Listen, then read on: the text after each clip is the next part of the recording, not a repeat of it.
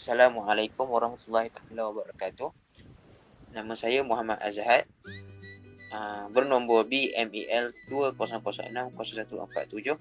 Saya dan juga kawan-kawan saya, Nabil dan juga Iman, akan membentangkan tajuk berkenaan pembahagian mad far'i. Apakah itu mad far'i? Mad far'i merupakan cabang huruf mad. Ia berlaku apabila bertemu huruf mad dengan terjadi disebabkan hamzah dan sukun. Maka kadar bacaan akan melebihi dari 2 harakat ataupun 4 harakat ataupun 6 harakat. Far'i terbahagi kepada 13 hukum. Jadi insya-Allah hari ini kita mulakan dengan mengenal hukum maklin. Huruf maklin ada 2, iaitu waw dan ya, dan sebelumnya perlu berbaris atas. Sebab ianya terjadi adalah ketika mewakafkan bacaan. Berlaku apabila huruf waw atau ya yang mati sebelumnya huruf berbaris atas. Huruf terakhir dimatikan kerana berhenti bacaan padanya.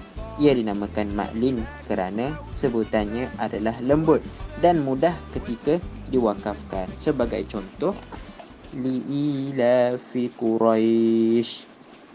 Jadi sebelum ya yang mati itu, huruf sebelum ya tersebut ialah ra. Ra berbaris atas. Jadi oleh kerana itu, huruf selepas ya, yakni huruf maklin, perlu dimatikan, yakni shin.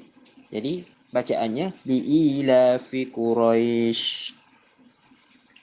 Yang seterusnya ialah mad farqi. Dinamakan mad farqi ini kerana untuk membezakan bahawa hamzah tersebut adalah hamzah yang digunakan untuk bertanya apakah, atau boleh juga disebut dengan nama mad istifham, yakni pertanyaan.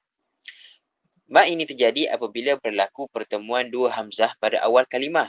Hamzah yang pertama adalah hamzah istifham, yakni hamzah pertanyaan. Manakala hamzah kedua adalah hamzah wasal, ataupun ia juga terhasil dari pertemuan mad badal dan huruf yang bertasydid. Cara membaca mad farqi ialah kadar panjang bacaannya adalah 6 harakat. Sebagai contoh, az-zakarain, al-ana, Allah. Yang paling penting, harakatnya dibaca sebanyak 6 harakat. Yang terakhir ialah mad iwad. Kita kena tahu bila terjadinya hukum mad iwad ini.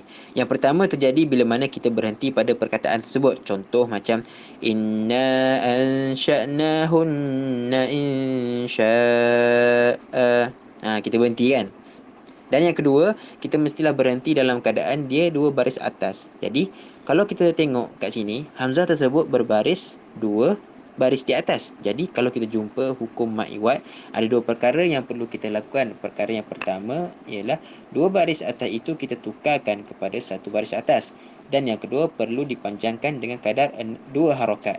Bacaan yang betul ialah inna ansha'nahunna insya'a. Namun ia terkecuali kepada hukum ta marbutah. Ialah takkan kita nak baca wa kuntum azwajan thalathata. Ia salah. Yang betul kita tukarkan ta marbutah tersebut kepada huruf ha bila kita ingin mewakafkan. Sebagai contoh, wa kuntum azwajan thalathah. Sekian daripada saya.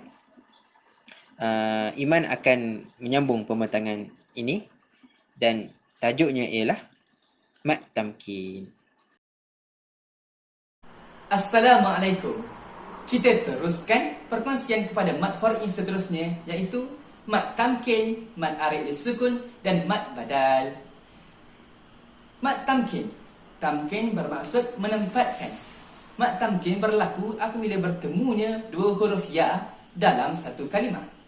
Huruf ya yang pertama bertasydid dan berbaris kasrah, iaitu berbaris bawah, bertemu dengan ya yang kedua yang bertanda sukun. Harakat bagi mad tamkin adalah dibaca sebanyak 2 harakat. Contohnya huyyitum wan nabiyina dan sebagainya. Seterusnya mad arid disukun. Arid bererti mendatang, disukun pula bererti disebabkan sukun. Mad arid disukun berlaku apabila huruf akhir yang berbaris disukunkan ataupun dimatikan akibat waqaf dan sebelumnya ada huruf mad dalam satu kalimah. Harakat bagi mad arid disukun boleh dibaca 2 harakat, 4 harakat ataupun 6 harakat. Contohnya pada surah Al-Fatihah ayat yang ketiga, A'udzubillahi minasyaitonirrajim, Ar-Rahmanir-Rahim. Jika dibaca 6 harakat, boleh juga dibaca 4, boleh juga dibaca 2 harakat. Seterusnya, mad badal. Badal berarti tukar. Mad badal berlaku bila huruf hamzah bertemu dengan huruf mad dalam satu kalimah yang pada asalnya 2 hamzah yang bertemu. Hamzah kedua ditukarkan kepada huruf mad bergantung kepada baris hamzah yang pertama. Harakatnya dibaca 2 harakat. Contoh bagi mad badal seperti amana, adama, utu dan sebagainya. Assalamualaikum, kita sambung hukum mad far'i yang seterusnya iaitu mad lazim. Apa itu lazim?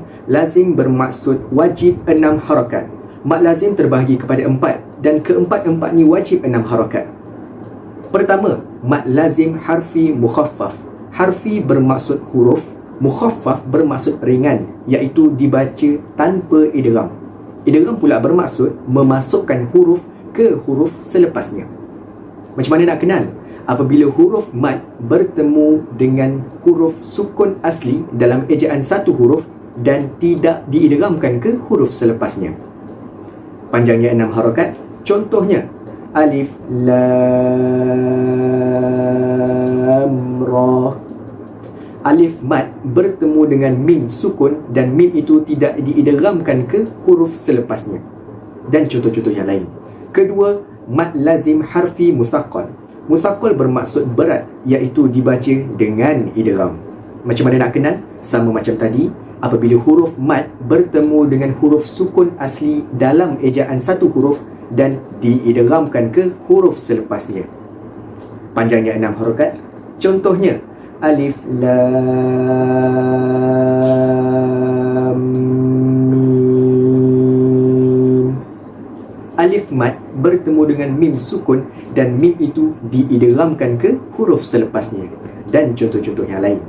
Berikutnya adalah mad lazim kalimi mukhaffaf. Kalimi bermaksud perkataan ataupun kalimah. Mukhaffaf bermaksud dibaca tanpa idgham. Macam mana nak kenal? Apabila huruf mad bertemu dengan huruf sukun asli yang tidak bertasydid dalam satu kalimah. Panjangnya 6 harakat.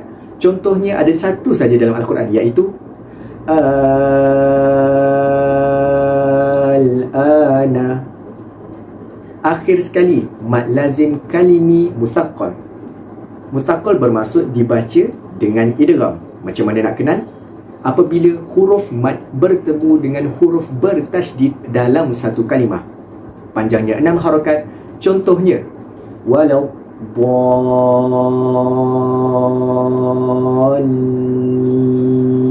dhalin dan contoh-contoh yang lain. Alhamdulillah, itu sahaja perkongsian kami mengenai sebahagian cabang-cabang hukum mad far'i. Wallahu a'lam. Assalamualaikum. أصل الكلام أمرح أوام من دماغي ولا أصل أنا